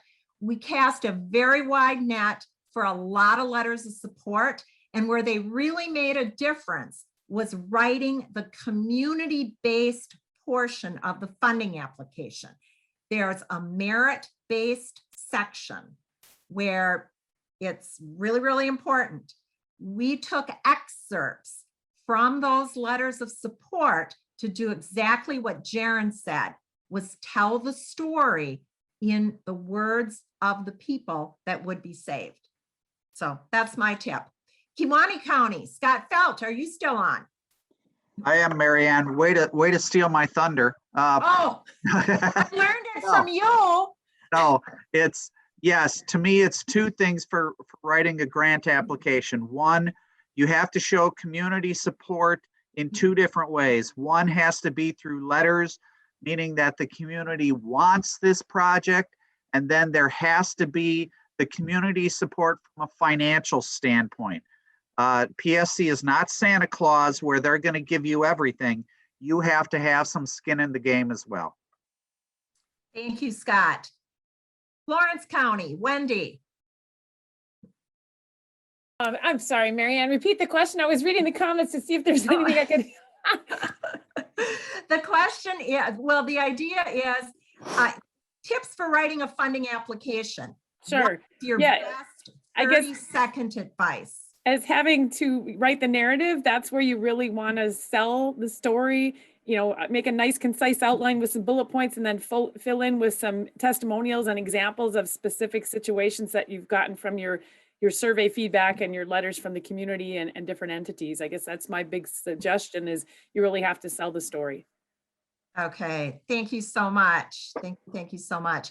I'm going to throw it back to Steve, and he can do the wrap up. Thank you so much, everybody, for participating. And feel free to add questions as we go through Steve's wrap up. We will be publishing kind of an FAQ. So thank you, everyone. Thanks a lot, Marianne, and thanks to all the great presenters today. Boy, a wealth of information. We probably could have done this for a couple more hours, but I really appreciate all the help that all these people have given and their time and efforts. I know some of you are juggling different things, trying to get things together. So thank you for all your great help on this. And we will be having this on the website, as Marianne said. We hope to have the video recording of this session probably up before the weekend. The presentations that you saw, we'll be gathering those, and there'll be direct links on there as well. And we'll have the contact information for all the presenters. So if you need to directly contact them through an email or a phone call, you can do that as well. but we really thank everybody for being part of it. Just a reminder, we are going to be sending out a survey. You're probably going to see it in your inbox in the next half hour, 45 minutes. Please fill it out. It's very easy. It takes just a few minutes, and make sure you give us a lot of comments too, because we do use this for our future programming and other things we may want to bring to the public's eyes over the next few months and into 2022. Also, I want to recognize our sponsors, Marshfield Clinic, also Midstate Technical College, Wisconsin SMP, and WC Energy Group, our gold sponsors. Our silver sponsors, League of Wisconsin Municipalities, along with CRA Network Wisconsin and Southwest ITBEC. Our bronze sponsors include GWB Professional Services, WCCU Credit Union, the Association of Wisconsin Regional Planning Commissions, and the All of Us Research Program through Marshfield Clinic. Also, get connected. These are people that would normally have booths at our summit if we would have met in person, but make sure you check them out with the links on our website. The Wisconsin Concrete Pipe Association, Serve Wisconsin, Alliant Energy, Renew Wisconsin, National Farm Medicine Center, Arts Wisconsin, UW Extension, and Save Your Town. And we want to remind you too that at the end of the 5-week session, we're going to be giving away 2 autographed books. This is a brand new book written by Daniel Smith. A lot of you know Dan as part of the Cooperative Network. He's written a great book that has a lot of pictures and a lot of poems, and also some things to think about in life, especially when you've grown up on the farm or you live in the rural areas around Wisconsin. And 2 lucky people after our 5th session will be announced, and they will each win an autographed book from Dan. Also want to give you a reminder that we also have the get through here again. The Housing and Hospitals webinar in rural Wisconsin that's coming up through RWHC. You can go to our website and get the direct link. I also put it in the chat room. So this is a free webinar that'll be happening next Tuesday. Really dovetails in nicely with what we've been bringing up, not only in week 1 with our housing session, but also with the following sessions that we're going to be having. And we urge you to register. The price is right for that one. Also, a week from today, we'll have our 4th session out of our 5-week summit, and that'll be Deb Brown again from Save Your Town. And Deb will be talking about community building in your small town, and you'll learn how to convert existing projects to bring people together, improve group coordination, and rally everyone around local small businesses. She's really going to give you the tips on how you can get people to work together in your community and not just keep meeting for having meetings, but also rolling up your sleeve and getting things done. So with that, I can't say thank you enough to all our attendees for being here. We look forward to next week, and thank you again to all the presenters. You did a fabulous job on a topic that's red hot right now, and keep letting Wisconsin Rural Partners update you with more details on this. And Jaron, I know you'll be using us as much as you can. We'd be more than happy to get the information out along with all the other attendees and the internet providers as well. Broadband is nothing going to do but get bigger and be a bigger part of our lives. And we thank you for being part of today's session. And thanks for being part of the Virtual Rural Summit put on Wisconsin Rural Partners. Hope you all have a great rest of the day, and we'll see you next week.